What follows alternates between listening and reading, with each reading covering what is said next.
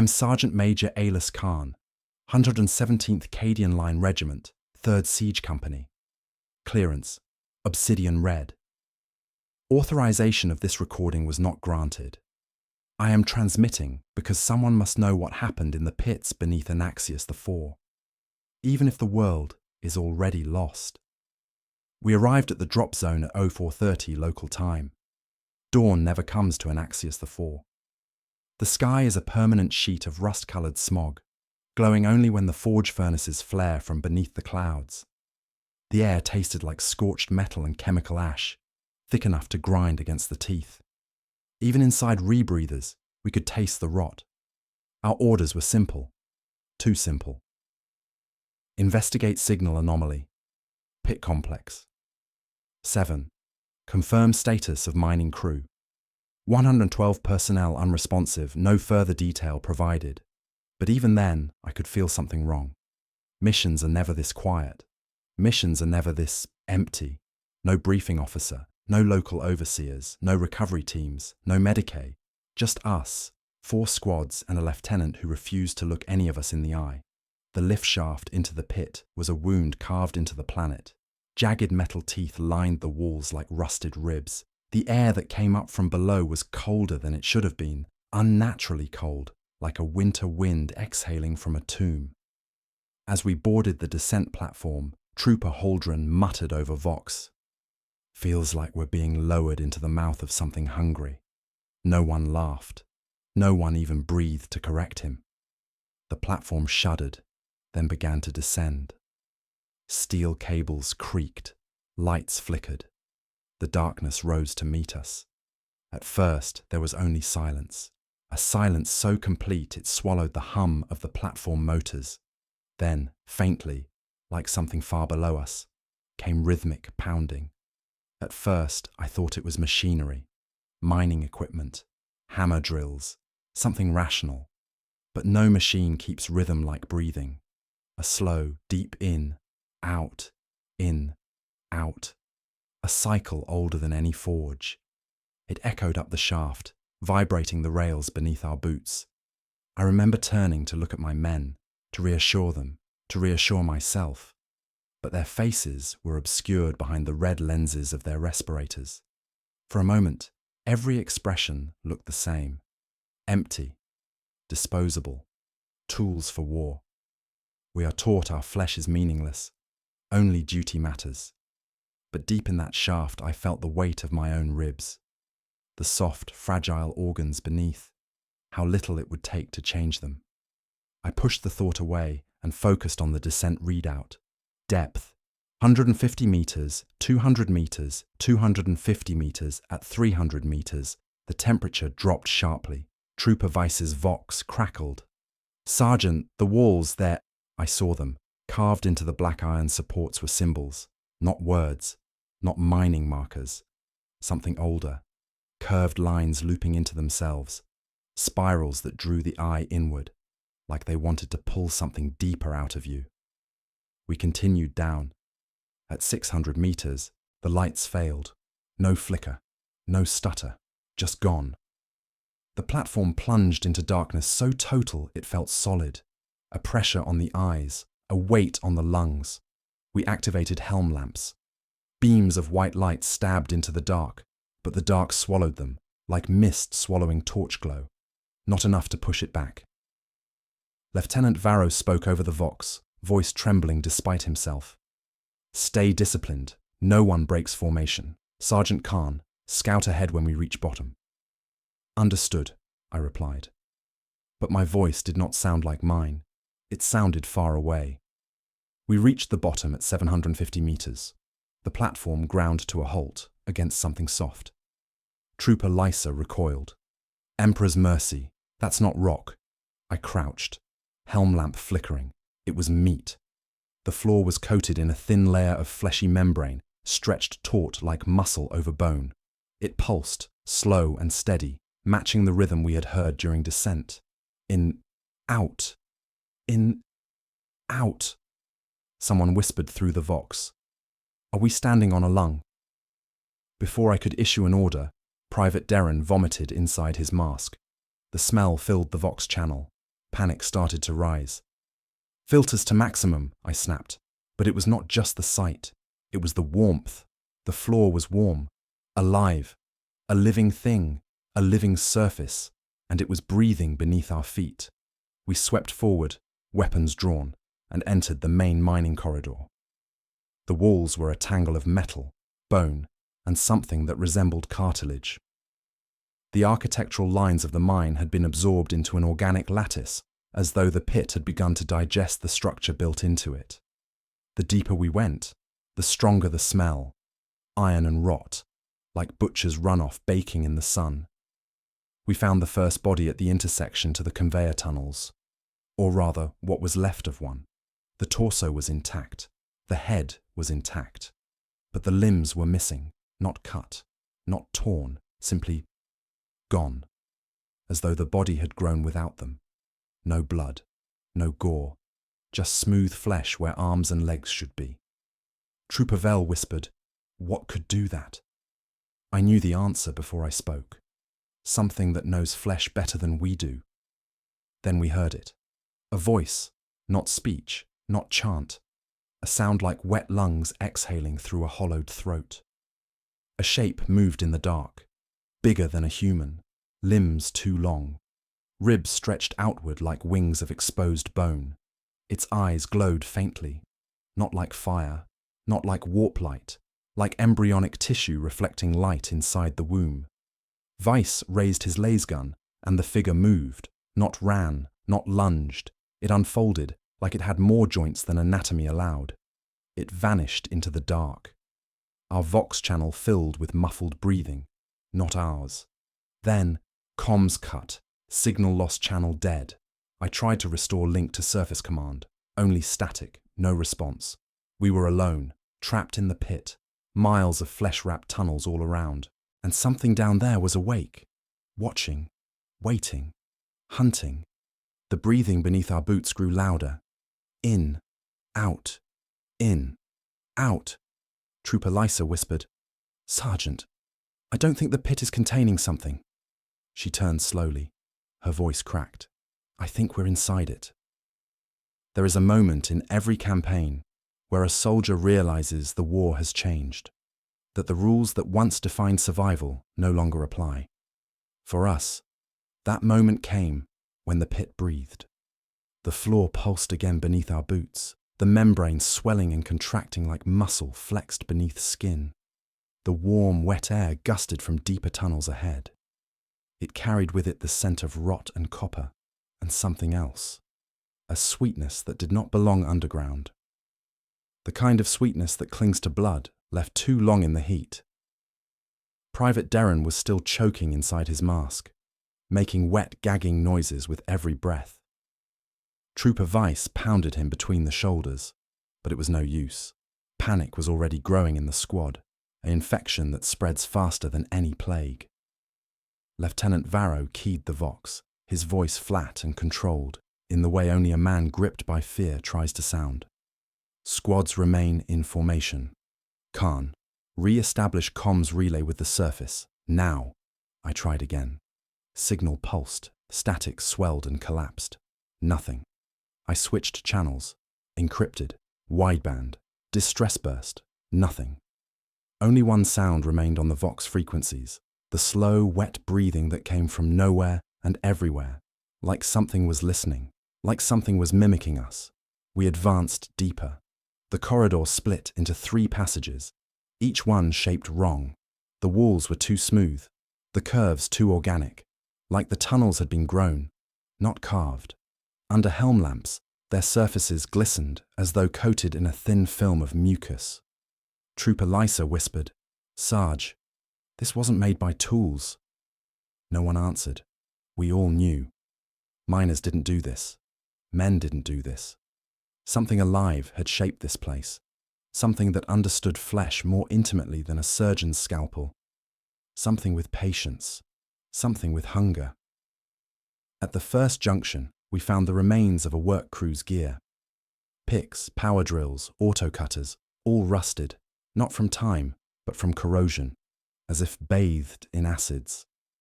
Their lamps were dark, their Vox units shattered. But there were no bodies, only the faint outlines of where bodies had been. Dark stains embedded into the fleshy floor, absorbed, assimilated, gone. Trooper Weiss cursed softly. Sister Medica Uriel crossed herself, murmuring a half-whispered litany to the Emperor. Let not the flesh be unbound. Let not the mind be unmoored. Shield thy servants. But her voice faltered. The Emperor's light felt far away here, as though even prayer had distance. I felt it too. This place was not forsaken, it was claimed. The breathing sound returned, closer this time. Not one source, many, dozens, hundreds. They were breathing with the pit, like cells inside a body. The shadows moved again. Something skittered along the ceiling, just outside our light, too fast to track, too small, or too spindly. Then, a whisper, not spoken aloud, not sound. A whisper inside the mind, like memory misfiring. "We see you!" Darren screamed, dropped his rifle, clawed at his helmet straps. "Get it out! Get it out! It's touching me!" He tore his mask off. The air hit him bare. He gulped in the thick, warm atmosphere like a drowning man breaking water. Then he froze. His eyes widened, not in fear, in recognition, as though he suddenly understood. His voice came out slow, almost reverent. "It's alive. The whole planet. Don't you feel it? Don't you hear it calling? We are inside it. We are inside him." I stepped forward and struck his jaw plate with the back of my rifle, hard enough to drop him. He hit the floor, and the floor accepted him. The membrane under him rippled, like it was breathing with him, like it was feeling him.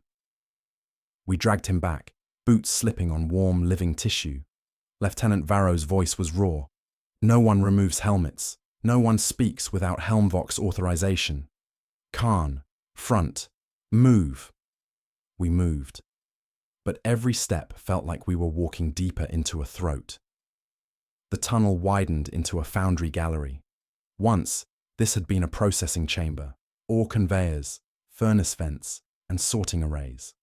We recognized the layout immediately, but every machine was wrong. The conveyor belts had been replaced with strands of sinew.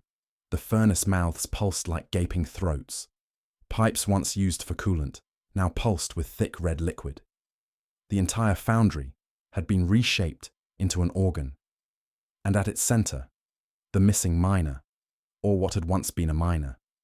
His body was suspended upright, fused to a column of bone and metal.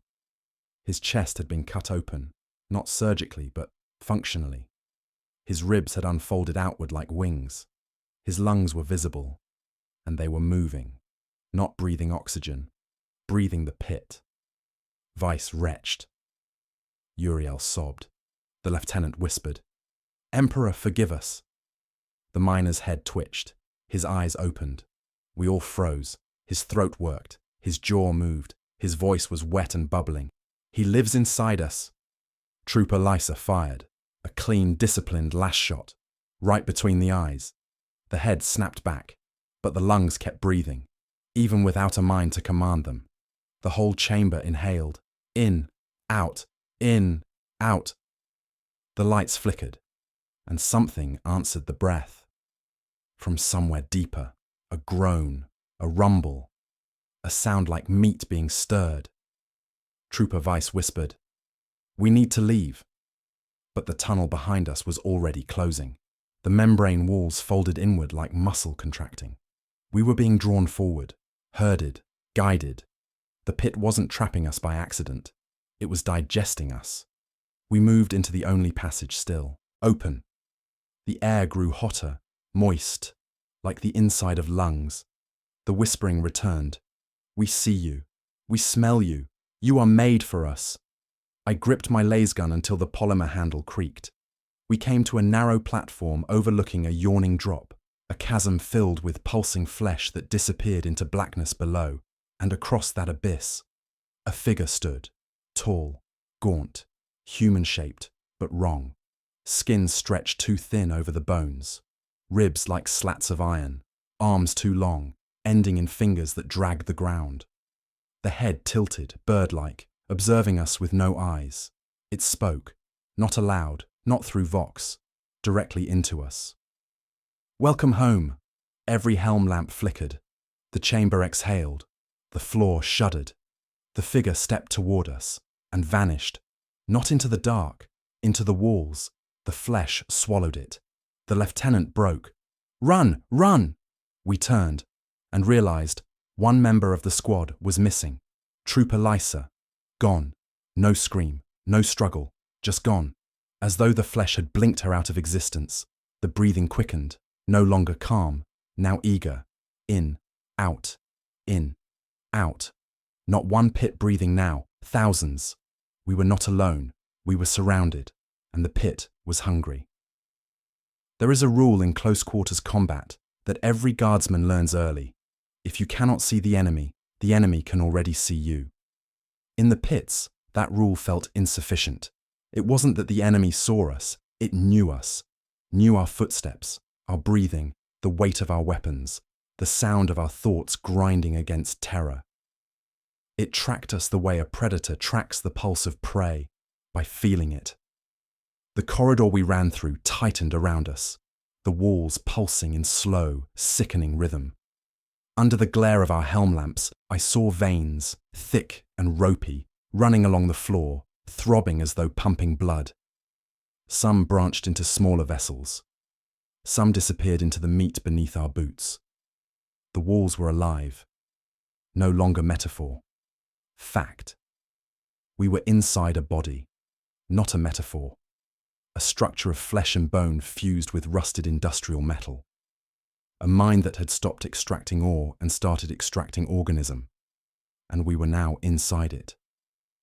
Trooper Weiss took point. Laser gun raised, his breathing ragged and sharp through the Vox. Sister Medicae Uriel stayed at the rear, dragging Private Darren, still unconscious, still breathing in time with the pit. Lieutenant Varro was silent, not resolute, broken. I had seen officers break before.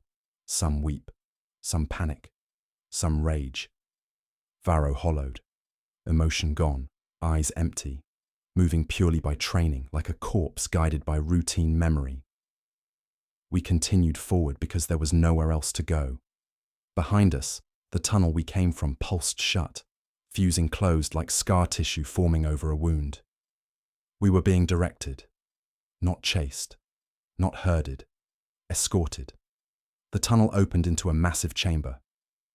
Once, it must have been a deep ore processing silo, supports reinforced with adamantine, beams, conveyors suspended overhead, a vast cavern carved by industry. Now it resembled the inside of a rib cage. Massive bone-like struts arched high overhead, each one covered in slick red tissue. The floor was uneven, a mixture of rusted grading and stretched membrane. Pools of viscous liquid collected in low recesses, steaming faintly. The smell was unbearable. Hot iron, rotting marrow, and something sweet like decayed fruit left in the sun. Trooper Weiss gagged. Uriel made the sign of the Aquila, whispering prayers through clenched teeth. The Emperor is the light. The Emperor is the barrier. The Emperor is... She stopped. She was staring at something.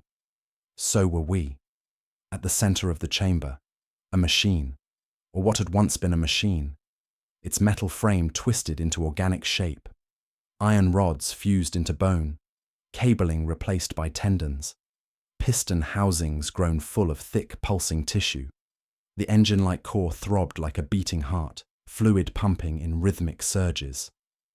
But that was not what froze us. It was the faces, human faces, dozens, hundreds, flattened against the membrane surface like drowned corpses under ice. Their mouths opened and closed slowly, as though trying to breathe. Eyes rolled weakly in sockets. Some stared at us with pleading horror. Some stared with recognition. These were the miners, or what was left of them, fused to the machine, merged into its function, alive enough to suffer, alive enough to know. Sister Uriel collapsed to her knees, hands shaking, prayer forgotten. Weiss whispered, "Saints protect us." Lieutenant Varro finally spoke. His voice was cracked, dry, stripped raw. "We cannot kill this. We cannot fight this. There is no battle line. There is no objective. There is—" I cut him off. "We move." Because if I let him finish that sentence, our minds would break. We circled the machine. As we did, the faces turned to follow us, not in unison, randomly. One would track us, then another, then a dozen. Some mouths moved, trying to form words, gargling, choking. One managed it, barely. A voice, wet and bubbling through fluid-filled lungs. Run! Uriel screamed and covered her ears. Weiss took a half-step back. The machine responded. Its surface rippled, bone struts flexed, tendons contracted. And from the top of the machine, something unfurled. A figure. At first, I thought it was another miner, or another corpse, or maybe even a servitor. But no. It was a construct of meat, multiple bodies twisted and fused into a single shape. 3 faces melted into one, limbs grafted into limbs, flesh grown and regrown around itself. It moved, but not with joints. It moved like muscle contracting, with the slow, horrifying elegance of something grown deliberately. It stepped toward us. Weiss fired. A lass bolt struck its torso, burning away a strip of flesh, revealing only more flesh beneath. It did not slow. I raised my rifle, fired. Again. The thing kept coming. Not fast, not lunging, just approaching. I realized then, it didn't need to rush. There was nowhere to run. "Fall back!" I shouted. We moved as one, pulling Darren's limp form, keeping rifles up.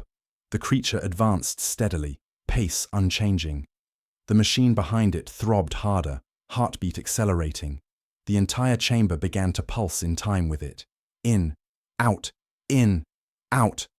The air thickened, the walls contracted, the floor rippled, the pit was responding. The creature spoke, not through a mouth, through every voice in the machine, hundreds of throats, hundreds of lungs, a chorus of wet, trembling voices. "Join us!" Weiss almost broke. I saw his grip falter. I seized his shoulder. "Move!" We ran to the far exit. The flesh around us shuddered. The machine screamed. The miners screamed. The creature screamed. The pit screamed. The tunnel ahead began to close, muscle contracting, membrane sealing. Weiss dove forward, sliding under the closing flesh. Uriel dragged Darren through. I pushed Varro ahead and followed. The passage sealed behind us. We were cut off, separated from the creature, sealed inside another corridor. This one was different, narrow, sloping downward, warm. The walls pulsed. A tunnel not carved, not constructed, grown. And for the first time since we entered the pit, we heard something new, something faint, something distant, screaming. Dozens of voices, hundreds, thousands, screams echoing up from below. The deeper we went, the louder they became. Not screams of fear, not screams of pain, screams of transformation. The pit was not just consuming, it was creating. Weiss whispered, voice shaking. "We aren't in a mine anymore." I answered him, for the first time with truth. No, we were descending into a womb, and we were not alone. We descended through the fleshy corridor with no destination except forward. The slope carried us downward whether we wished it or not. Every step felt like walking down the inside of something's throat. Heat radiating through the soles of our boots, condensation dripping from the ceiling in thick, mucus droplets. No one spoke. The only sounds were our breathing, the quiet shuffle of our feet, and the distant, ever-present screaming. A chorus rising and falling like waves hitting a shoreline. Private Darren stirred only once, his head lolling weakly. His lips moved, forming words no air carried. It looked like prayer, or acceptance. Sister Uriel clutched her rosary so tightly I could hear the bones of her knuckles grinding against her gauntlets. Weiss kept his rifle raised, though we all knew that if something wanted us dead, it would not need to show itself to do so.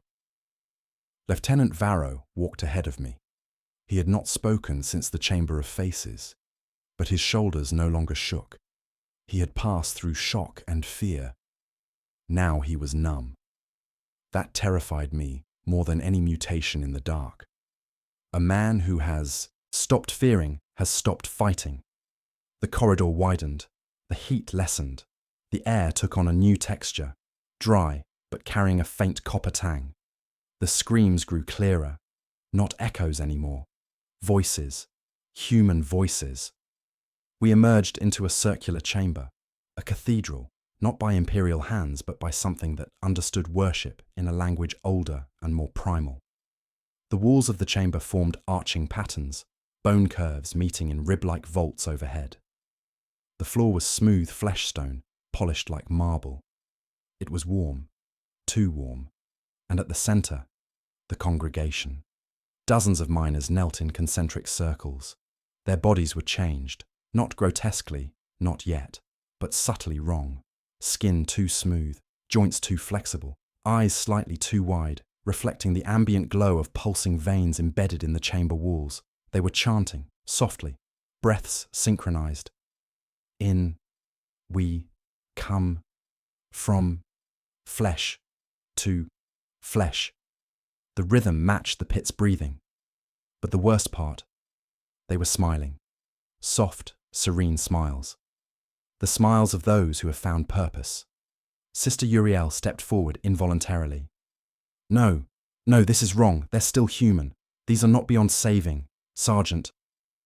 Before I could stop her, she rushed forward. The chanting stopped. Dozens of heads turned toward us, slowly, fluidly. Their movements were synchronized. They stared at us with eyes that should have been human. Eyes I had seen 1,000 times across trench lines. But something was missing behind them.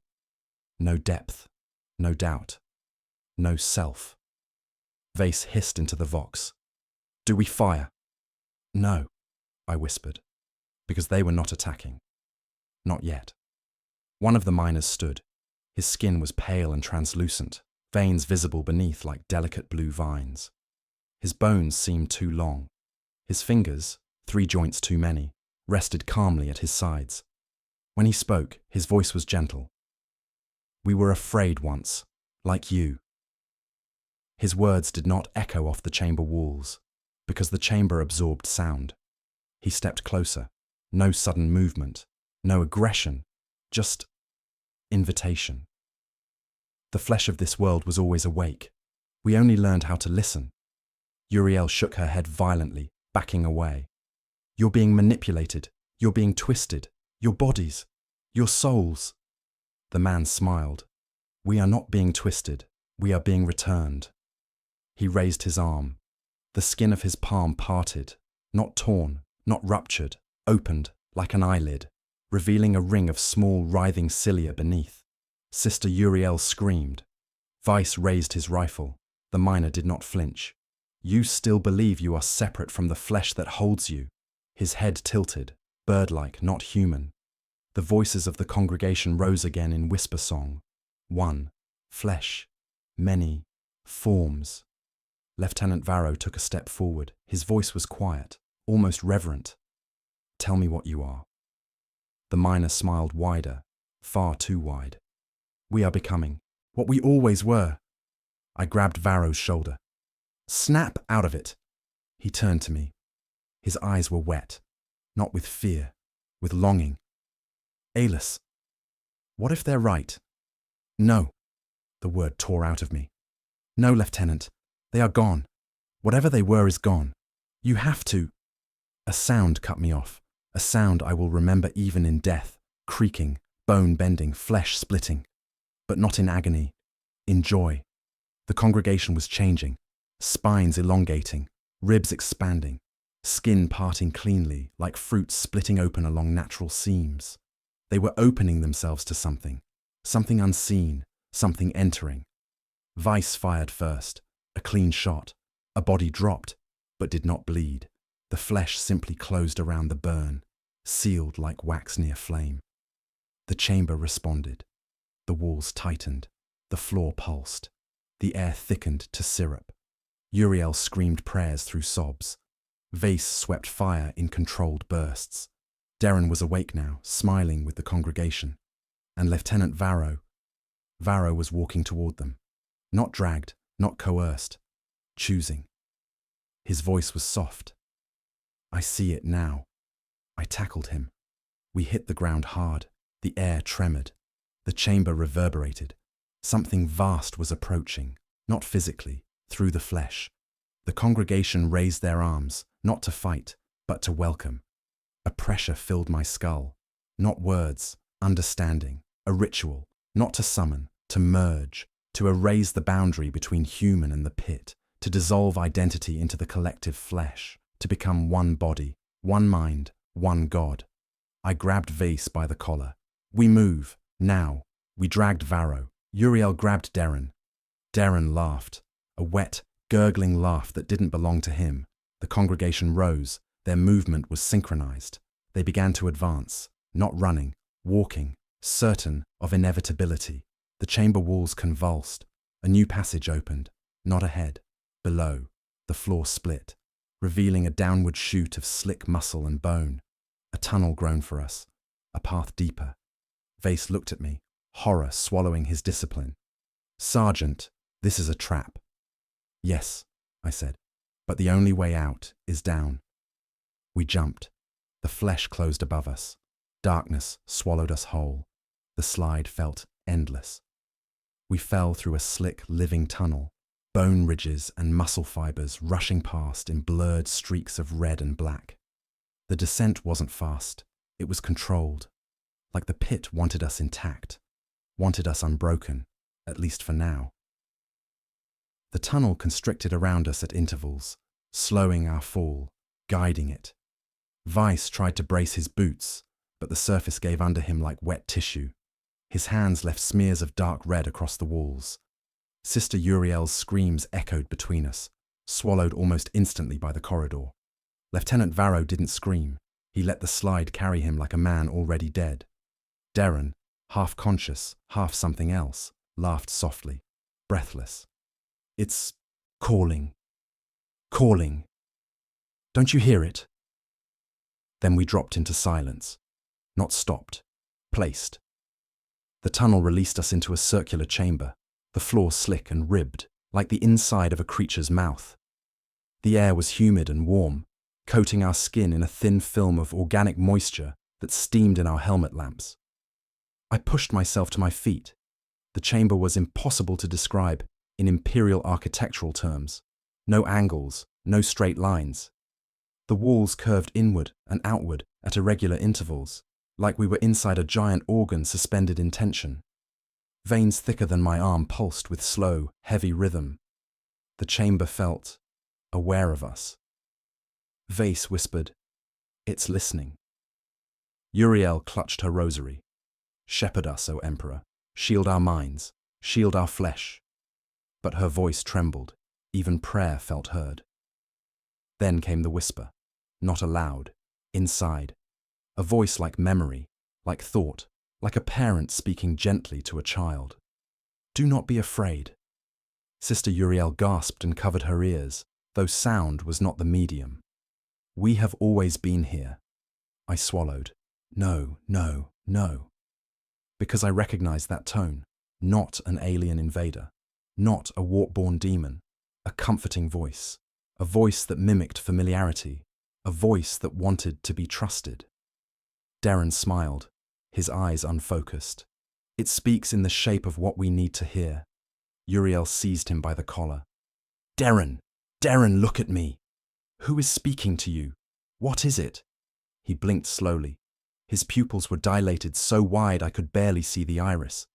"It's not one voice, not one mind. It's all of them.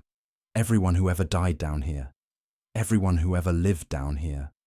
Uriel froze. "No." Darren nodded. His lips curled into something peaceful. "We're already part of it. We were part of it before we were born." I struck him. Hard. He collapsed, because the alternative was letting him finish that sentence, and I knew, instinctively, that understanding would be the end of us.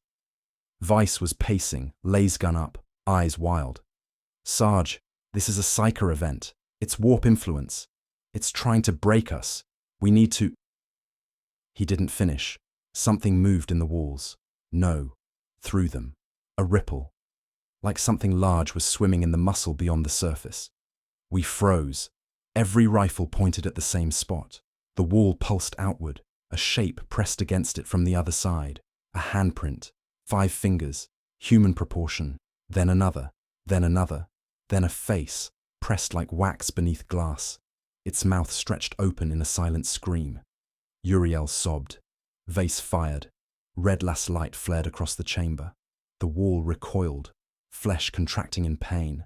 A wet, thunderous thrum followed, pulsing through the floor and up our legs. The whole chamber was reacting. No, not reacting. Awakening. Varro spoke for the first time since the cathedral. His voice was soft, barely audible. We are walking on nerves. And I understood. This wasn't a place inside something. This was something. The entire pit network, the machinery, the miners, the biomass. Somehow, somewhere along the line, they had become a single organism, a planetary mass of living flesh, connected, unified, awake, and it did not need to chase us. We were already inside, just like Darren said. The voice returned. You fear the loss of the self, but the self is the cage. Flesh is truth. This time, it didn't sound comforting. This time, it sounded inevitable. The walls around us began to shift, slow, undulating contractions like peristalsis. The chamber was closing. We had seconds to move. Move! I shouted. Find an exit! Weiss led the search, palms skidding across slick, pulsating surface. Uriel dragged Darren. Varro followed without resistance. The chamber tightened further, ribs contracting around us. Then Weiss shouted, Here! A seam, not a doorway. A cleft, like a wound waiting to be opened. He plunged his combat knife into it. The flesh parted, not from force, from invitation. Weiss gagged. Emperor, strike me down! Because the tunnel beyond wasn't a corridor. It was a throat. We had to crawl. We entered on our bellies, weapons slung awkwardly, dragging ourselves forward with elbows and knees. The throat tunnel contracted and released around us, like it was helping us move, or tasting our shape. The walls vibrated gently. Then we heard it. Not screams this time. Singing. Low, harmonic. A chorus of 1,000 throats. Not beautiful, but coherent. Like a ritual, a mass. We emerged into a new chamber. And we saw them. The ones who had gotten here before us. Not miners. Not soldiers. Priests. Adeptus Ministorum. Their tabards stained. Their chests carved with spiraling sigils. Their eyes gone. Their mouths sewn shut. Except they were still singing. Their throats swelled and contracted, flesh rippling. They didn't need mouths to speak. The chanting struck us like pressure on the skull. We are one. We are one. We are one. Each syllable was a hammer. Weiss dropped to one knee. Uriel convulsed, clutching her head. Varro simply stood still, like the chant was a lullaby. I forced breath into my lungs. We were not surrounded by worshippers. We were surrounded by components, parts of a ritual, living extensions of a god structure growing beneath us. A flesh god, half real, half warp, was being born, not summoned, grown. And we were inside the womb during labor. Something vast shifted below us, something that did not walk, something that arrived.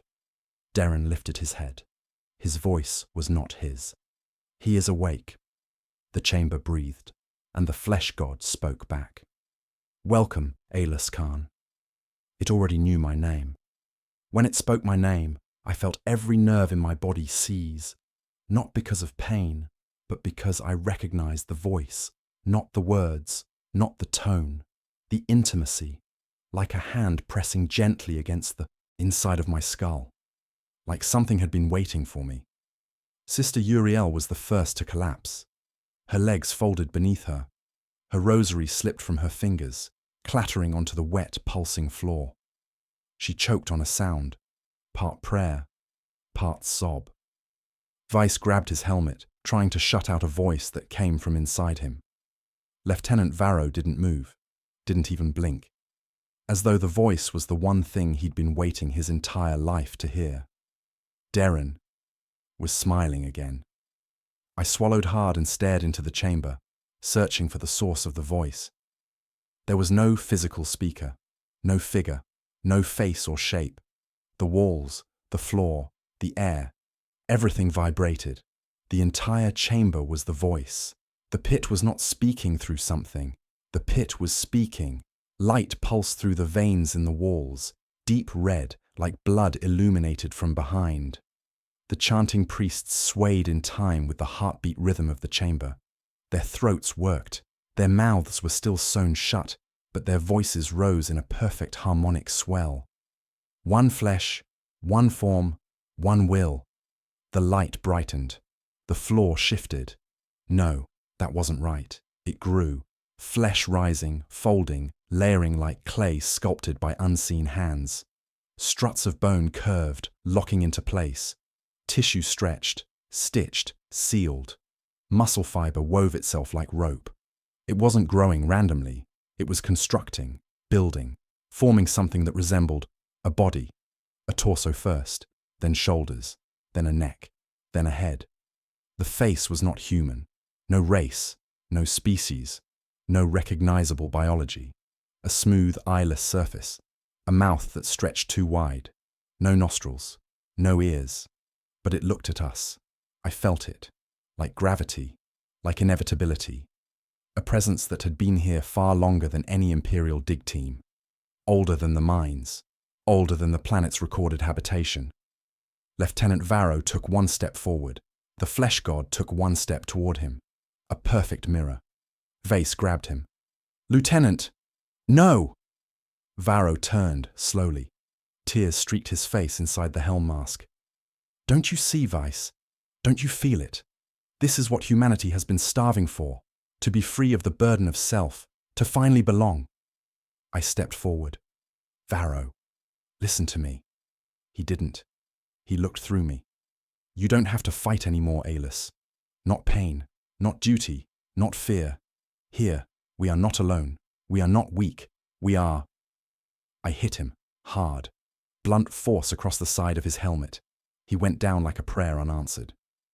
Vice moved to restrain him, binding his wrists with cable. Uriel whispered through trembling lips, "Sergeant, what is it?" Her voice was brittle, ready to break. Darren answered for me, but his voice was wrong, layered, like multiple people speaking through one throat. "He is the body that was forgotten, the flesh beneath worlds, the first hunger, the final peace." Uriel recoiled, shaking her head violently. "No, the Emperor is our peace. The Emperor is our unity. The Emperor is..." The flesh god listened. Its head tilted, slowly, curiously. Then the mouth split. Not open, apart. The lower half of the face slid downward. The upper half lifted, revealing rows of teeth that were not teeth, but bone spirals, interlocking like gears. From the spiraling mouth emerged a sound. Not roar, not shriek. Laughter, wet, bubbling, patient. A laughter that said, "You do not understand, little thing." Vase fired. Not controlled bursts now, full auto. Red lances of las fire hammered the torso, skin charring and peeling in smoking strips. But beneath the burned tissue, more tissue formed, regrew, reknit. Like each layer of flesh was only a suggestion. The flesh god took another step, closer. Vase screamed into the vox, "It won't die! It won't die! It won't..." The voice cut him off. "Of course not, child. We are not here to be destroyed. We are here to complete." Vase dropped to his knees, not from force, from understanding. Something old, something primal, something inherited in the marrow of every living thing.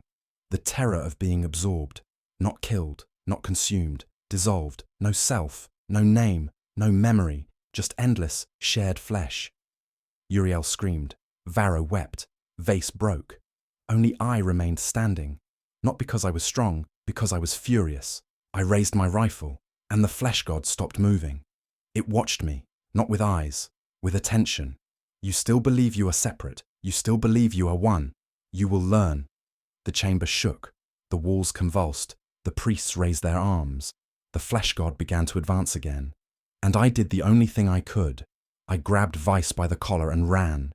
Uriel hauled Darren. Vice stumbled into motion. Varro was dragged like dead weight. The flesh god did not chase. It followed, slow, deliberate, because it knew. There was nowhere in this place we could run that was not part of it. But running was still the only thing that kept us human. We fled down a tunnel that opened before us like a wound, the walls pulsing as though inhaling our fear. Behind us, the flesh god spoke one final time. When you tire of being alone, we will be waiting. The tunnel sealed behind us. Darkness swallowed everything. We kept running because the alternative was stopping. And if we stopped, we would belong. We ran until the walls stopped moving, until the tunnel widened and the floor grew flat and still. Only then did we collapse, gasping, our breaths fogging inside our helmets. Our boots sank slightly with each movement. The floor wasn't solid, only stable enough, like standing on scar tissue. No one spoke at first. We just listened, not for pursuit, for breathing, for the rhythm of the pit. But there was nothing, no pulse, no whisper, no voice in our heads, just a cold, dead quiet. It was worse. Silence meant the pit was no longer focusing on us, which meant it didn't think we were a threat, or that it no longer cared to chase, or, and this thought froze me deeper than any terror, it expected us to come to it slowly, by choice. Sister Uriel was the first to move. She knelt beside Darren and checked his pulse, though she already knew what she would find. His eyes fluttered open on their own, not like waking, like reacting to light. He looked at her, but not as himself. His expression was distant, peaceful, like he was seeing beyond her. You don't have to fight, sister. His voice had a chorus behind it again. Not loud, but layered. She recoiled like struck. No, no, you're not Darren. Darren is... He smiled. I am Darren, and I am more than Darren. Vice stood, lasegun aimed squarely at Darren's skull. His hands shook, not with fear, with recognition. The same recognition we had seen in Varro. We were all one bad thought away from breaking. Darren turned his head toward Vice. You're tired, Vice. All the battles, all the losses, all the nights hearing men die because Command thought your body was cheaper than ammunition. Vice's finger tightened. Shut up. Here there is no guilt, no orders, no fear. Vice's breathing grew ragged. Stop. The voice shifted, soft, warm, motherly. You can rest now. Vice's arms began to fall. I struck his helmet with the butt of my rifle. The blow snapped his trance like glass. He gasped, staggering. Keep your mind out of it, I shouted. It doesn't get to decide for you. Darren only smiled. He wasn't angry. He wasn't afraid. He was waiting. He believed we would join him eventually, because the pit had time. We did not. Varro spoke next, but not to us, to something else. His voice was hollow, dead, but certain. It showed me peace, real peace. No war, no suffering. Why would we refuse that? I knelt in front of him. Because peace without self is not peace, it's erasure. He looked at me like a child failing to grasp a lesson. But I don't want to be myself anymore. Sister Uriel sobbed. Not tears of fear, tears of recognition. She wanted that too. She just still remembered she shouldn't. And that was all that separated us from Darren. A fading memory of resistance. Not belief. Habit. Faith has gravity. So does despair. I knew which one was stronger down here. The floor tremored. Not a pulse.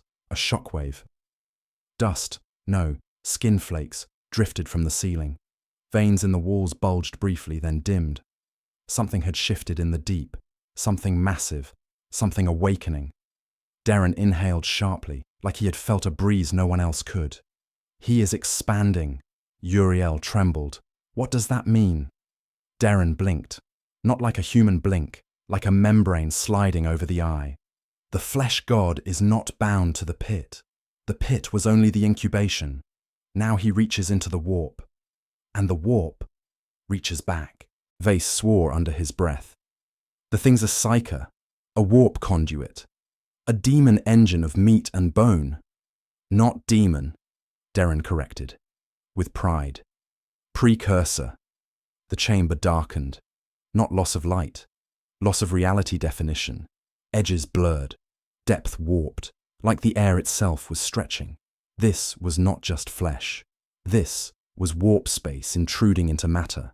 A hybrid realm, a wound in the universe, a place where thought became structure and fear became flesh. Vase leaned close, whispering to me so the others couldn't hear. Sergeant, we're not going to get out, are we? I didn't answer, because hope would have been a lie, and despair would have been surrender. We needed neither. We needed focus. We keep moving, I said. Where? Uriel whispered. Down. Because I understood now. We were not here to escape. We were here to reach the core, to see the origin, to face the thing that had infected this world, and prevent it from spreading. If that was still possible. If we weren't already too late. Darren stood without effort. His joints moved too smoothly, like ligaments had loosened, or been replaced. He began walking, not toward us, past us, toward a passage that opened like a wound. He didn't look back. He didn't need to. He knew we would follow, because every path in this place led to the same destination, the heart. Vase stepped forward, rifle raised. We kill him now. I put a hand on the barrel. No. His eyes bulged in rage. He's one of them. He's still one of us. For how long? For as long as he speaks our names. That was the truth. A cruel one, a temporary one, but the only one we had. Vice lowered his weapon, not in forgiveness, in exhaustion. We followed Darren, not because he led us, because the pit did. As we walked, the walls changed again, not flesh now, not metal, something between. Slick black stone shaped into cathedral geometry, but the surfaces pulsed like tissue. Veins ran like stained glass tracery. The arches overhead resembled rib cages transitioning into vaulted buttresses. It was a cathedral of anatomy, a sanctum of becoming. Sister Uriel whispered a single phrase. This is a church. I finished it. A church for something that wants to be worshipped. Darren corrected me, smiling gently. Not worshipped. Joined. We entered the nave, and we saw the truth. The screaming we heard earlier, the voices rising in the deep. It wasn't suffering, it was birth. Hundreds of bodies suspended from the ceiling and walls by cords of tendon and nerve fiber, their forms shifting, changing, breaking and reforming, becoming something new. Warp energy shimmered around them like auroras, an entire choir of transformation. And in the center, a pit, circular, perfectly smooth, dark beyond comprehension. A pit that did not descend into rock, but into the warp itself. Darren stopped at the edge. He turned to us, peaceful, certain. This is the threshold. And the voice came again. Come to us. We are waiting. The air shook. The warp yawned open, and reality began to tear. The pit at the center of the cathedral did not look like a hole in the ground. It looked like a wound, a perfect circular tear in reality itself. Edges smooth, black as void, depth immeasurable. Warp light shimmered across its surface, colors sliding in and out of existence. Violet tones that should not exist in the physical spectrum. Blues that hurt to look at, reds with impossible depth. It was not just darkness. It was invitation. Darren stood at the edge, his toes nearly touching the void. His posture was relaxed, his breathing slow. He had not needed to speak for some time.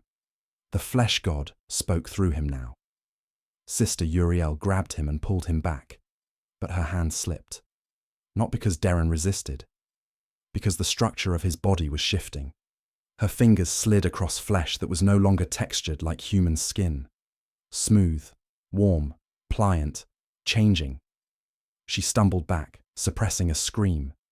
Darren looked at her and smiled, kindly, almost lovingly. "Don't be frightened, sister. Your form is only temporary. Everything temporary must one day return." Uriel's voice cracked. Return to what? Darren gestured around the cathedral.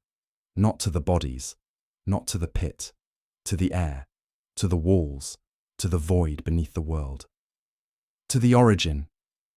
Vase raised his lasgun again, but his arms trembled.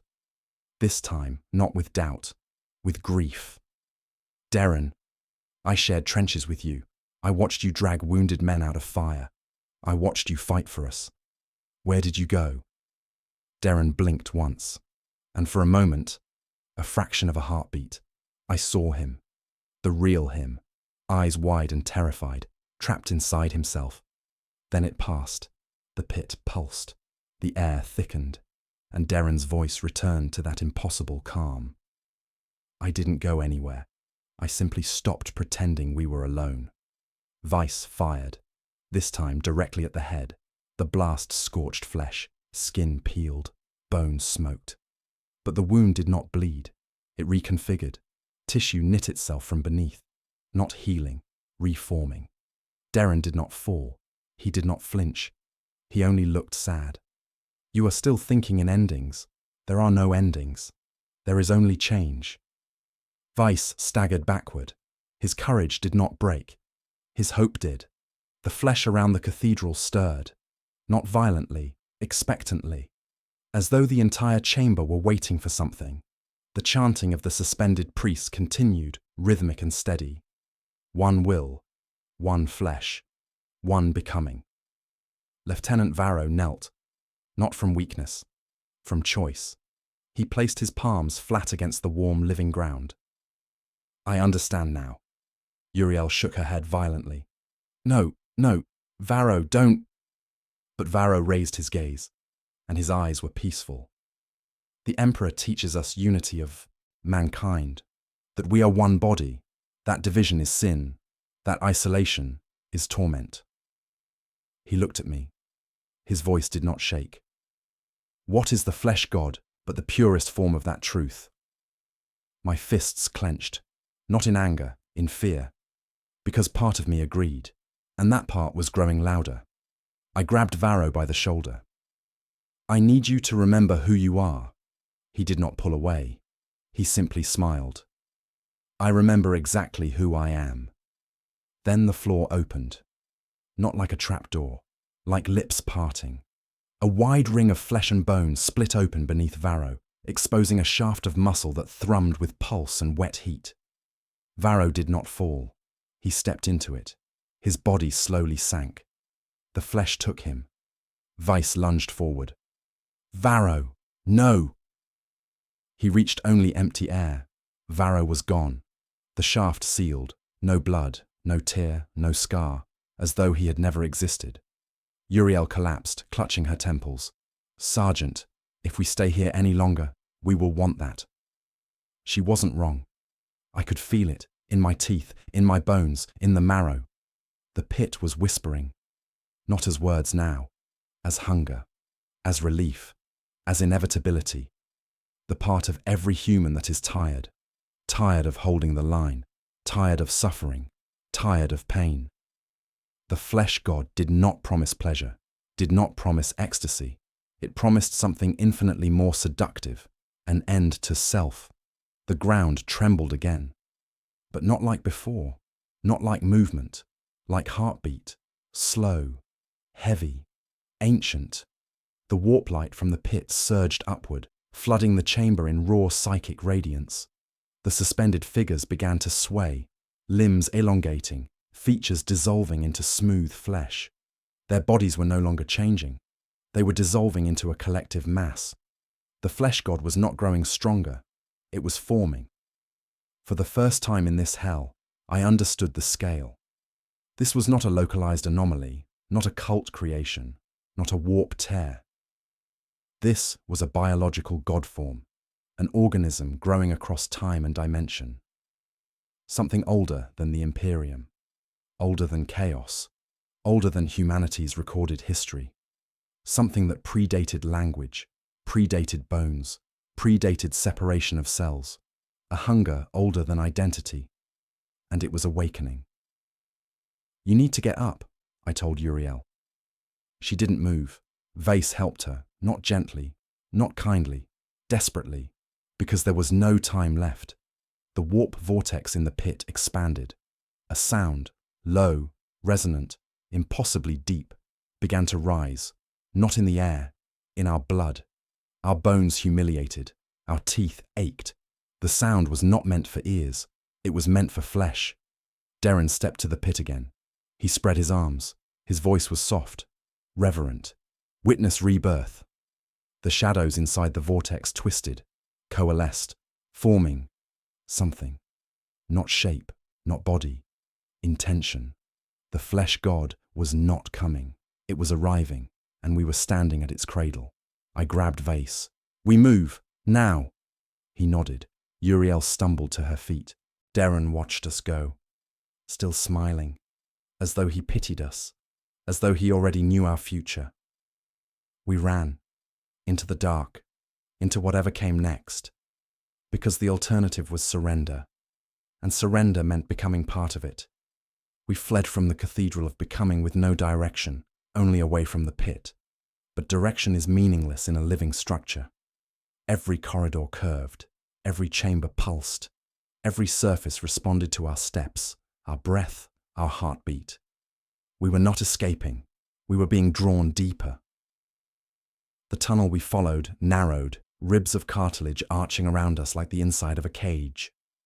The air was hot now, humid, wet, vibrating with a subsonic drone that thrummed in the bones of our skulls. Sister Uriel stumbled forward, nearly collapsing. Vice caught her, dragging her along. Her voice was barely audible, but steady. "We must stop it. We must stop it before it leaves this place." She wasn't praying anymore. She was thinking, strategizing. Reason returning to her eyes like fire rekindled from embers. I seized that spark. "Listen to me, both of you." Vase looked up, hollow-eyed but present. Uriel's breathing steadied. "We are past rescue. We are past survival. No one is coming down here. So there is only one mission left." I paused and spoke the truth we had all been circling. We destroy the heart.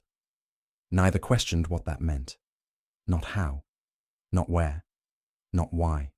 They knew. Because the heart had been calling us the entire time. We continued downward.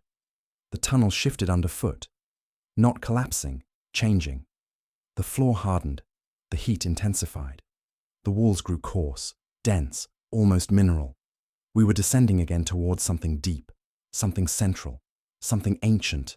Then, we stepped into a vast chamber. No flesh here, no shifting muscle, no organ architecture. This place was different. This was bone. A circular hall sculpted entirely from fused skeletons, bleached and calcified together. Skulls locked in silent scream, long bones woven into latticework, rib cages forming archways overhead. The chamber was impossibly vast, large enough to hold a manufactorum, yet the silence inside was absolute.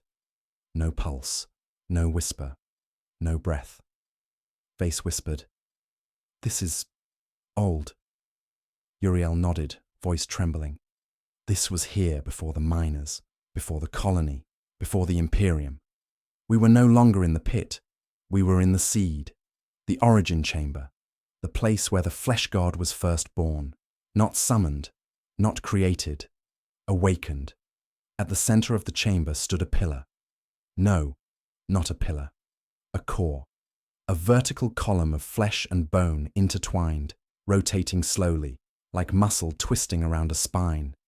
Thick cords, veins, tendons, nerves, stretched from it into the floor and walls, like roots feeding an enormous organism. The column pulsed once. The chamber trembled. The heartbeat, the heart. It was alive. Vice raised his rifle. "No Lasfire's going to..." Break that. We need demo charges. I nodded. We had exactly one. A satchel charge. Enough to collapse a bunker. Enough, if placed correctly, to rupture the core. But only if we got close. Uriel stepped forward first. She wasn't chanting. She wasn't pleading. She was calculating. The nodes are vulnerable at the lower junction. The tissue there is still forming. If we plant the charge beneath, the detonation will collapse the spinal structure and trigger an internal rupture cascade. Vase blinked at her. You talk like Mechanicus. Her face tightened. I trained as a chirurgeon before being assigned to the guard. Flesh structures are familiar to me. Her voice broke at the end. She had realized what kind of surgeon she would have become here. I placed a hand on her shoulder. You're still you. Her eyes flicked to me. Uncertain, but willing. We descended the steps toward the core. The heartbeat quickened. Not rhythmic now. Aware. We had been noticed. The veins in the walls bulged, pulsing in rapid spasms. The air pressure spiked. The sound rose, not from the air, but from inside our skulls. Words without language, meaning without words. You do not have to do this. You are tired. You are afraid. You can lay your weapons down. I clenched my jaw until my teeth ached. No. The voice softened. We love you. My vision blurred. My breath stuttered. My knees buckled. The voice was not speaking of devotion. It spoke of hunger. Love was not comfort. Love was consumption. Vase dropped to one knee beside me. Sergeant! Sergeant, it's inside. I know, I rasped. Stay with me. Uriel staggered but did not fall. Her face twisted in agony. Her voice trembled. This is how it wins, not by force, by promising release. We pushed forward. The core loomed overhead, a towering mass of living anatomy, strong, growing, inevitable. We reached the base. Uriel knelt and unpacked the satchel charge. Her hands shook, but her placement was precise. She was still herself. She was still fighting. Then, a sound rippled through the chamber. A familiar voice. From behind us. You don't have to do that. We turned. Darren stood in the entryway. Only, he was no longer Darren. His body was tall now. Limbs elongated. Skin smooth across shifting muscle. But his face was still his, and that was worse. Vase raised his rifle. Darren shook his head. Not disapproving. Disappointed. I don't want to hurt you. You are already part of us. The struggle is the only thing that keeps you from peace. Vase screamed and fired. The las bolts burned holes clean through Darren's chest. He did not fall. He grew into the damage. Flesh reformed like water filling a vessel. He stepped forward. Let go, brothers. Sister. Sergeant. I stepped between Darren and the charge. Me. Not heroism. Instinct. Darren looked at me with a gentleness I could not bear. Ayless Khan. We chose you. First. No, I whispered. No, you didn't. He smiled. Yes, we did. The core pulsed. The chamber shook. We were seconds from collapse one way or another. Uriel, ignite the charge, I said. Her eyes widened. Sergeant, we'll die. Yes. Vase exhaled. Good. Darren took another step, not attacking, inviting. Come home. Uriel's hand closed around the detonator. She looked at me. I nodded. She pressed. The explosion tore the world apart. Light, red, white, black, flooded everything. The core ruptured. The chamber convulsed. The flesh god screamed, not in pain, in recognition. We had wounded it, not killed, but changed. The world of flesh began to collapse, but we were not dead. Not yet. We were falling, downward, into the dark, into what came next. We did not fall into darkness. We fell into light, blinding, searing, formless radiance that had the texture of heat and the taste of blood. Not light like flame or lumen strips. Light that existed without source. Light that was awareness made visible. We were no longer in the pit. We were inside the warp, Not fully, but close enough that the difference no longer mattered. No up, no down, no direction, just motion and thought. Thought that pressed against our skulls like fingers searching for cracks. The flesh god was screaming, not with rage, with becoming. The wound we created in the core had not destroyed it. It had opened it. The chamber had collapsed into itself, folding inwards through dimensions. The ground beneath us was gone. Gravity had no meaning. Matter had no law. We were suspended in a living space between the real and the unreal. Sister Uriel was the first to stir. She was floating, if floating could still be called that, when there was no gravity or air. Her lips moved. She was praying again. Not to the Emperor now. To survive. Vase drifted nearby, limp, blood pooling inside his helmet from where the shockwave had slammed him against bone. I checked him. Pulse. Strong. Consciousness. Hanging by threads. He would live. Whether that was mercy or cruelty, I did not know. Darren was nowhere, or everywhere, because the voice returned, not as whisper, not as sound, but as presence. You misunderstand what you have done. The warp light flickered, like something vast had passed between us and a sun. You have not halted the becoming. A slow wave of pressure rolled through the airless void, bending the space around us. The darkness shaped itself into tendrils of color, vibrating like muscle fibers contracting. The voice came again. You have only accelerated it. I gritted my teeth. You lost. Silence. Then laughter.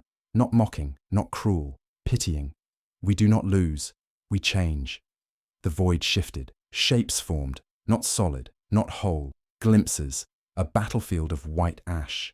A hive city drowned in living muscle. A void ship overrun with pulsing growth spreading down bulkheads like veins. Visions. Not prophecy. Memory. This had happened before. Hundreds of worlds. Thousands. Long before the Imperium. Long before mankind walked upright. This was a cycle. The flesh god was not becoming. It was returning. Uriel clutched her head in both hands, screaming, "No more! Please! No more!" I pulled her close. Not to comfort, but to anchor her. Uriel, look at me. Right now. Look. Her eyes flicked to mine. There was terror there, but also presence. She was still with us. Vase groaned. Consciousness returning. Voice slurred. "Sergeant, where the hell are we?" I spoke slowly. Between worlds. He blinked once, then twice. Oh. The acceptance of a soldier who has seen everything and is now seeing more. A shape coiled through the warp. Not a body. A mass of intention. The flesh god reforming itself. The explosion had undone its coherence. But in the warp, nothing is destroyed. Thought and flesh are the same here. It was rebuilding. And for the first time, it looked wounded, not crippled, not dying, just incomplete. A lattice of bone and muscle knitting itself back into structure. But this time, the structure was huge, towering, unfathomable, a cathedral of living flesh reassembling itself cell by cell. We had not stopped the birth. We had triggered the growth spasm. Uriel whispered. We made it worse. Vice clenched his fists. We finished what we started. How? Uriel snapped. We have no explosives, no weapons, no ground to stand on. We're barely ourselves. She choked. Because she felt it too. Our bodies were changing. Vase's fingers moved with too much fluidity. My joints felt too light. Uriel's skin beneath her armor pulsed in rhythm with the void. We were being absorbed, slowly, efficiently, like an infection working from the inside out.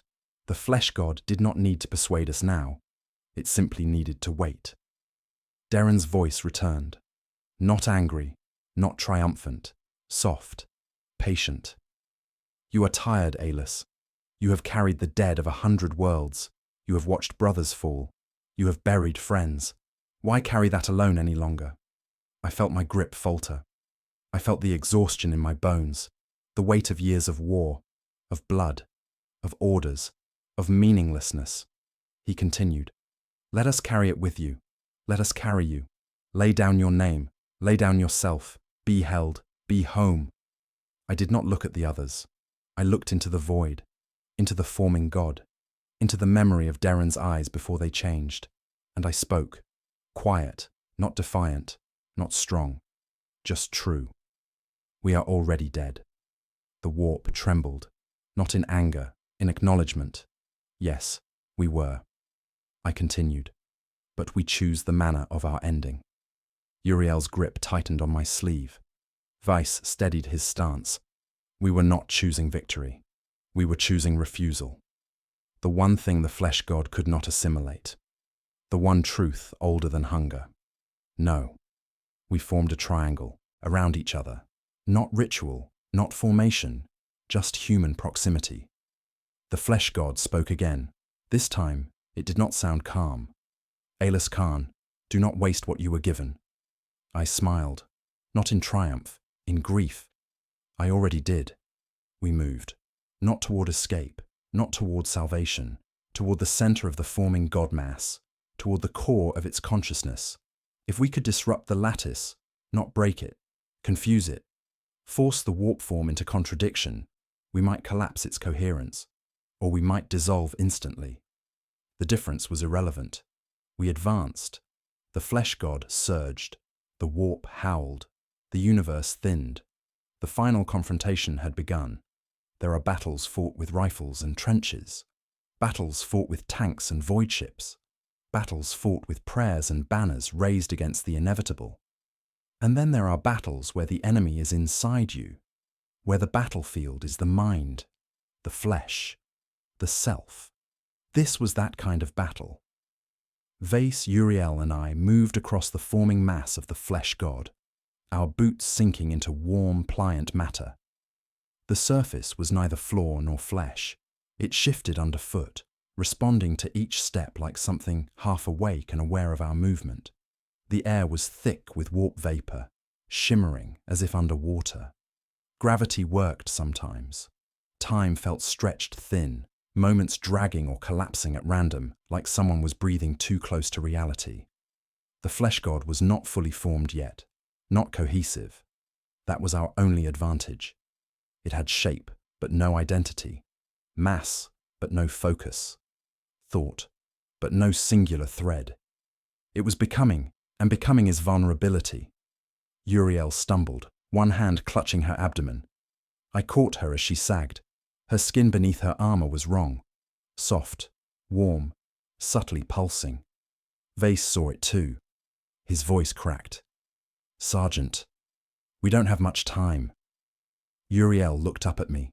Her eyes were still hers, but her pupils had begun to ripple, waves passing through blackness like rings on a pond. Don't stop. Whatever we are becoming, we haven't become it yet. Weiss nodded. We pressed on. Ahead of us, the forming god mass convulsed, not in pain, in assembly. A spire of bone, no, hundreds of bones fused into a single towering helix, thrust upward through the pulsing flesh. Nerve tendrils wrapped around it, braiding like muscle fibers. Veins thick as hydraulic hoses pulsed with glowing warp fluid, violet and gold. The heart of the god, the seat of its consciousness. We didn't have explosives. We didn't have purity seals. We didn't have holy flame. We only had one weapon, choice, the refusal to yield the self, a weapon the flesh god had no defense against. But to strike at the heart, we had to get close, closer than any sane mind would go. We reached the base of the helix. The structure pulsed like a second heart. Weiss spoke quietly. This is where we die, Uriel corrected him. This is where we decide. Before we could act, the air rippled. Something stepped out of the warp shimmer. Not the god, not a monster. Darren, not changed, not monstrous, just as he had been before the pit. Cadian fatigues, laser guns slung casually, the bruise on his jaw from training when he was 19, the faint smile he always had before charging into fire. Weiss staggered backward. No, this isn't real. This isn't real. Darren smiled softly. It's real where it matters. He stepped closer. His boots did not sink into the flesh. He was memory given shape. The flesh god was using our grief as a weapon. Darren looked at me. You don't have to do this, Khan. You don't have to keep carrying every lost man with you. You are allowed to stop. Everything in me broke, because Darren's death had been the one I never accepted, the one I replayed every night, the one I still heard screaming in trenches and tunnels and gunships. And here he was. Not monstrous, not rotting, not warped, just Darren, alive, begging me to rest. Uriel tightened her grip around my arm. Sergeant, this is not him. Vace's voice shook like a child's. Don't make him say no. Don't make him kill him again. I looked at Darren. His eyes were full of the same warmth he had always held in life. But behind it, something else. Something vast. Something plural. He extended his hand. Come home, Alis. I closed my eyes and spoke, quietly, not to Darren, to myself. To stop carrying the dead, I would have to become one who cannot love them. I opened my eyes and looked into his. No. The illusion fractured. Darren's face twisted, not into rage, into disappointment. The flesh god did not understand rejection, not in this form. The air shuddered. The image collapsed, dissolving into a smear of flesh and light. The god mass convulsed in frustration, not screaming, reassembling. Vase exhaled. Uriel wiped her eyes. We stepped forward. The helix heart towered above us now, warm, pulsing, alive. If we touched it, we would be consumed. If we turned away, we would be hunted. There was no victory, only choice. Uriel spoke first, her voice steady now, not desperate, resigned. We sever the self before it can take us. Vice nodded. He knelt, not in worship, in acceptance. I placed my hand on the helix. The flesh beneath my palm was warm, and it recognized me. I felt every heartbeat in the god, every pulse of blood across the network, every mind merging, every voice being unmade. I saw the world outside the pit. Anaxius IV's surface was beginning to change, buildings softening into tissue, steel becoming bone, people dissolving into the collective. We had minutes, maybe less. Uriel placed her hand on mine. Vase did too. We formed a circle around the helix, and for a moment, the flesh god hesitated, because there is one thing it could not assimilate: unity that did not surrender self. 3 minds, 3 identities, 3 flames refusing to extinguish. We did not speak. We remembered every trench, every night awake, every scream, every friend buried, every order obeyed, not to justify the pain, but to own it. Pain is what made us human. The flesh god could not take what we refused to relinquish, so we gave it something else. We gave it ourselves, but not in surrender, in defiance, memory, identity, selfhood. We pushed into the helix, not physically, mentally. The warp buckled, the helix shuddered, the god screamed, not in rage, in fear, because we were the one thing it could not absorb. Individuals. The warp burned white, light shattered, the world folded inward. The flesh god fell apart, and we fell with it, together, not as one, as 3, holding on, until there was nothing left to hold. There was no impact, no sound, no sensation of falling or rising, just difference. The world dissolved into layers, thought separated from body, body separated from sensation, sensation separated from meaning. There was no I, no Uriel, no Vase, only presence. Then, I felt weight again, not gravity, identity. My name returned first, Alis Khan, then breath, then heartbeat, then pain, sharp, real, grounding. I was lying on a surface that was neither stone nor flesh, something smooth, cool, unmoving. The sound of slow, broken breathing filled the air. I sat up. We were in a chamber that did not belong to the pit, nor to the warp. This place was in between. The walls were metal, imperial steel, but warped, twisted, half melted, half devoured, like the structure had been pushed through a furnace and frozen mid-collapse. Flesh veins threaded through the metal, pulsing faintly, but no longer growing. The flesh god was not dead, but it was ruptured. I checked myself. My armor was cracked. My skin beneath it was marked with faint red lattice scarring, like something had tried to reshape me and had been interrupted. Parts of me still pulsed in time with the pit. But I was myself, for now. A soft, ragged cough drew my attention. Uriel lay a few feet away, curled on her side, shaking. Her hands, the skin along her palms, was smooth and seamless, as though fingerprints had been erased. A sign of the flesh god's touch. She opened her eyes slowly. Her voice was raw. "Sergeant, did we succeed?" The question had no real answer, but I answered anyway. "We hurt it." She closed her eyes again, not in relief, in mourning, because hurting something this vast was not victory, only delay. Vase was farther away, propped against a warped support pillar. His helmet was gone. His hair was slicked to his skull with sweat. His nose had bled and dried. His eyes were hollow, but aware. He exhaled a broken laugh. "I feel like I've been chewed." I forced myself to my feet. Every movement felt like my bones were learning how to be bones again. "We need to move." Vase didn't ask where. Uriel didn't ask why. We all felt it. The heart was no longer here. We had ripped ourselves out of its forming consciousness. The pit still existed. The god still existed. But it was unstable, in pain, in transition, which meant it was vulnerable, for the last time. We checked our weapons. Vase had his laser gun, 3 power packs left. Uriel carried her combat blade. My rifle was cracked across the housing. It would fire once. Maybe. We moved through the chamber toward a corridor of twisted alloy that had once been a mining access shaft. The air grew colder now. The organ warmth of the pit was gone. The warp resonance had weakened. We were rising, not physically, but toward reality. That should have been relief. It wasn't. As we ascended, we heard it. Not whispers, not prayer.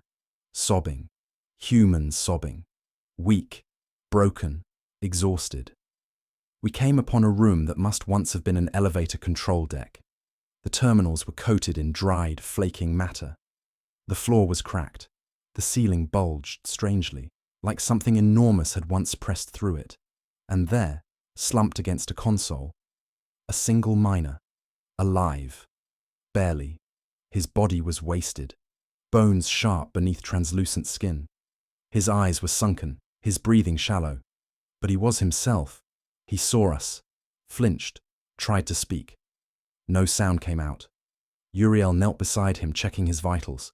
She whispered, "He's not infected, not transformed, not absorbed." Somehow, he had resisted. I crouched beside him. "Tell me what you saw." He swallowed hard. His voice was a rasp. "We didn't summon it. The digging woke it." He paused for breath. "It was already here, buried in the bedrock, living, sleeping." Vase closed his eyes. "Emperor, protect us." The miner trembled violently. "You can't kill it. It's not just here. It's everywhere. In the groundwater, in the air, in the dust." His voice broke. "This planet is already dead." Silence. We knew he was telling the truth. Uriel lowered her head. "We can't save Anaxius 4. "No." Vase looked at me. He already knew the next step. "Exterminatus." I nodded. We could not cure this world. We could only burn it. The miner looked up at us, eyes filling with tears. "Please, I don't want to die like the others." I placed a hand on his shoulder. "You won't." A single last shot, clean, merciful. He died with his mind still his. Uriel bowed her head. Vase did not look away. We continued upward. The corridors shifted gradually from flesh-infused metal back to rusted mining platforms and industrial steel. The air tasted like scorched chemicals. The tremors grew weaker. The flesh god was withdrawing, regrouping, a wounded giant pulling itself deeper into the planet. If we did nothing, it would heal, and then it would spread. We reached the surface lift shaft. The elevator platform was warped, but intact. Vase examined the control panel. Still functional. Powers routed from emergency. Backups. Uriel swallowed. And if the pit notices us leaving? I exhaled slowly. It won't try to stop us. Vice understood instantly, and his face went pale. Because the flesh god didn't need to stop us. It wanted us to leave, so we could carry pieces of it with us, so it could spread via us. Uriel trembled. We're infected. Yes. We said nothing more. We ascended. As the platform rose, the walls of the mining shaft looked less alive, less twisted, more like the industrial ruin they once were. Daylight, weak, polluted, rust-red, met us at the surface. Anaxius IV was silent. No alarms, no gunfire, no voices, just quiet. A quiet that meant the world was already dead. Vase turned to me, voice low. We send the signal now. Uriel nodded. We call the fleet. I keyed my vox. A single transmission. No embellishment, no emotion, just truth. Anaxius IV lost. Flesh warp hostile. Request exterminators protocol. Planetary cleansing total. This is etched, Major, Aelus Khan, 117th Cadian. We are not infected. Coordinates locked. Do not enter atmosphere. I paused, then added, burn it. Burn all of it. The vox crackled. A distant, cold voice responded. Confirmed. Exterminatus en route. May the Emperor watch your ending. The transmission ended. We stood beneath the blood-colored sky. We had saved the Imperium. We had doomed ourselves. Uriel looked at me. Her voice was almost a whisper. So what do we do now, Sergeant? I answered her honestly. We wait. And beneath us, far below, the flesh god listened.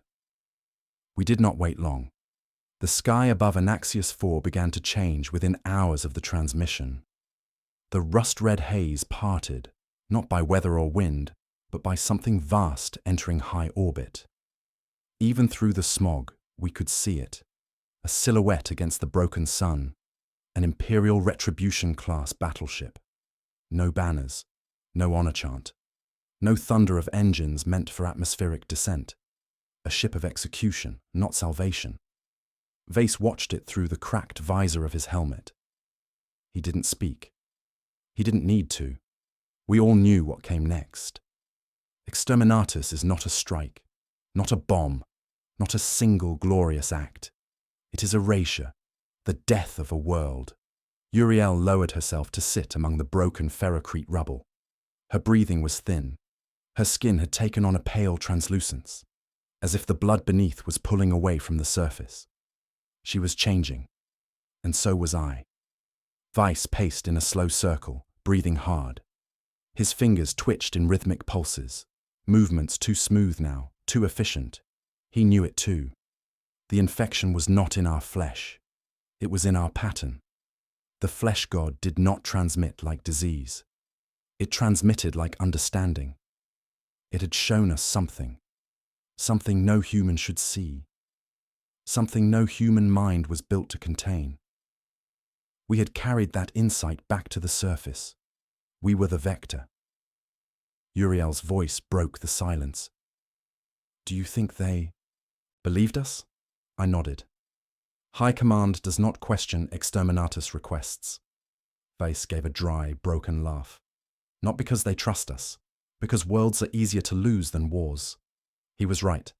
The Imperium does not save planets. It punishes them.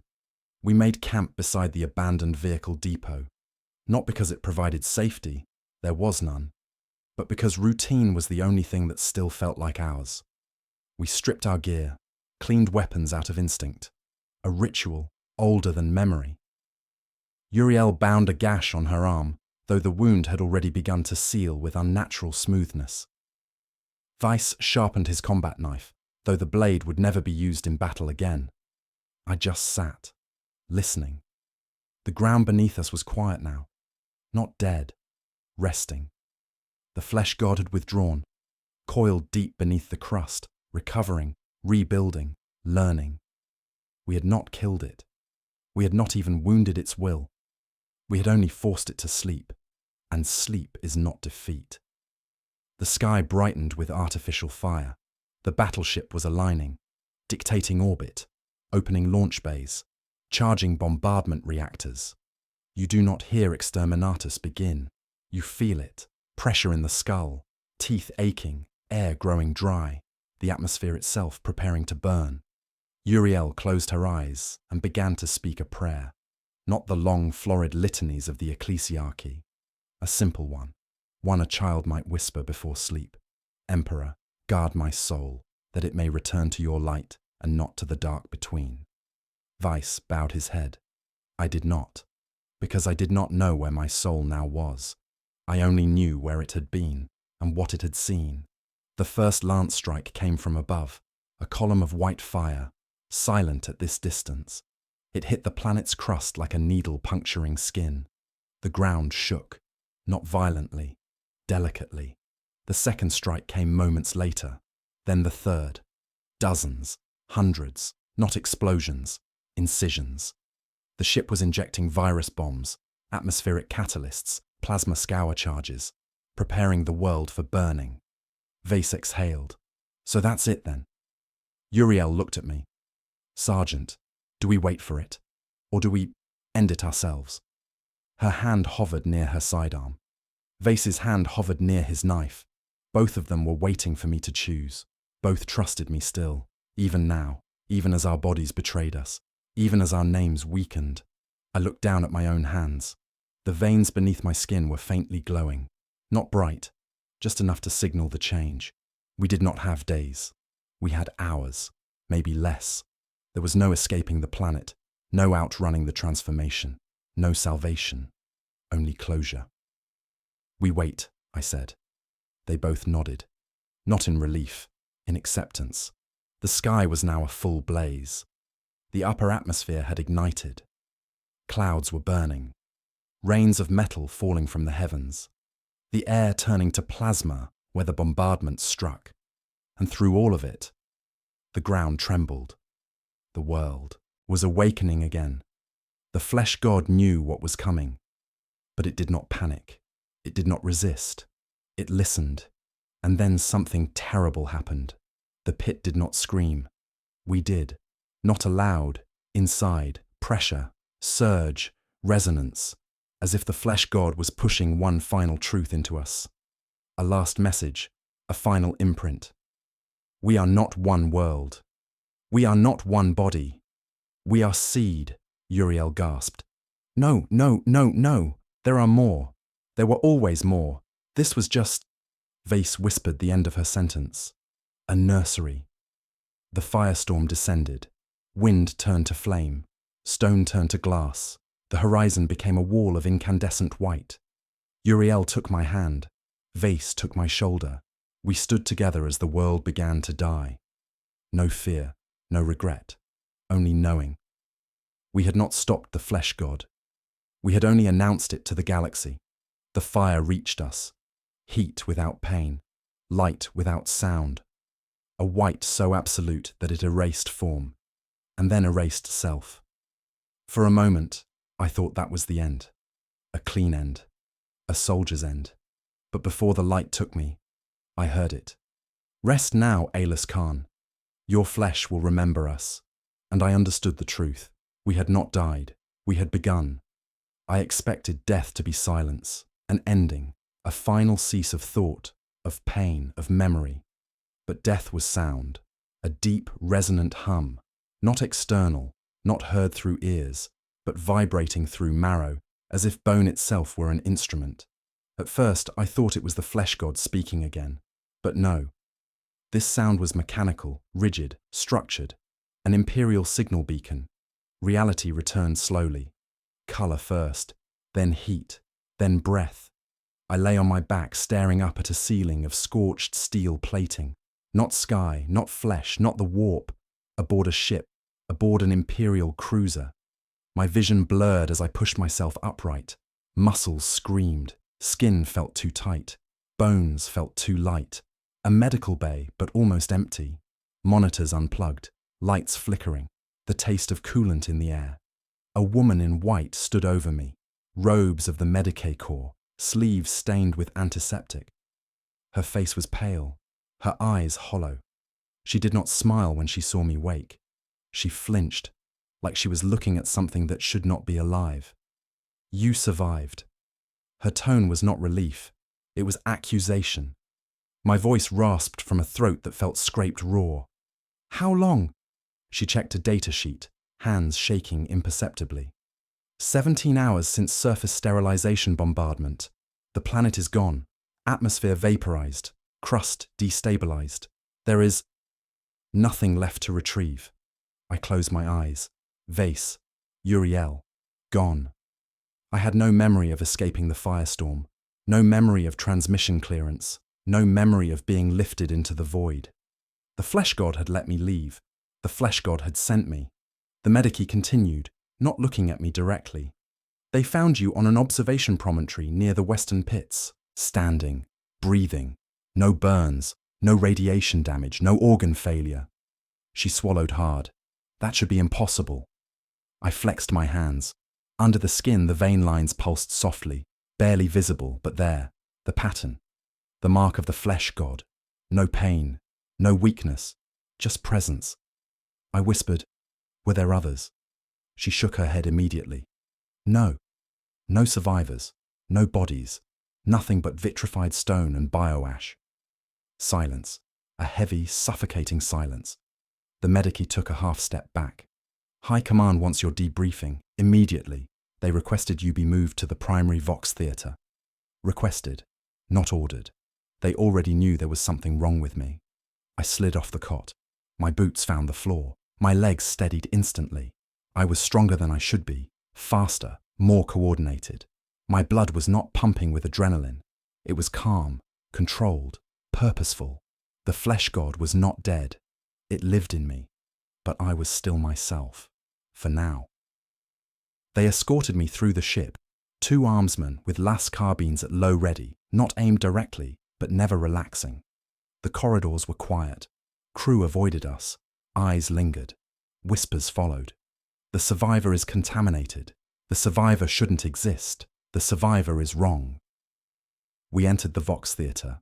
A single dais, a single transmission relay unit, a single chair, restraints built into the arms and legs. They did not tell me to sit. I sat anyway. The restraints closed automatically. The lights dimmed. A hololithic projection flickered to life before me, an inquisitorial sigil burning crimson. Then a voice, cold, precise, measured. This is Inquisitor Mael Rixus, Ordo Xenos. Confirm your identity. I spoke clearly. Sergeant Major Aelus Khan, 117th Cadian. Surviving officer, Anaxius 4 cleansing action. The Inquisitor's silence lingered. You survived planetary sterilization. Yes. Explain. I inhaled slowly. I did not speak of miracles. I did not speak of destiny. I spoke truth. The entity beneath Anaxius IV did not die. We disrupted its emergent form inside the warp, but we did not destroy its core. It withdrew before the bombardment. It allowed me to leave. A pause. Why? My throat tightened. Because I knew. Because I had always known. Somewhere beneath the terror. Because I had felt its final message inside my bones. I spoke the words as if they were mine. They want the Imperium to know. The hololith flickered, static distortion blooming across the crimson seal. What does that mean, Sergeant? My voice lowered. They want us to prepare. They want us to understand. They want us to fear. Another pause. Then, do you believe the threat persists? I looked down at my own hands. The veins beneath the skin pulsed once. Yes. Is it contained? No. Where is it now? I raised my eyes to the projector. It is within us. The hololith dimmed. Silence. The restraints. Released. No one approached. No one spoke. Because there was nothing to say. The door opened. The Medicae was outside. She looked at me with haunted awe. What happens now? I answered without thinking, without doubt, without fear. We carry the warning. No, not warning, the signal. I was not the last survivor. I was the first messenger. Warp translation flared outside the viewport, turning normal space into streaking luminescent haze as the cruiser prepared to leave the Anaxius dead zone.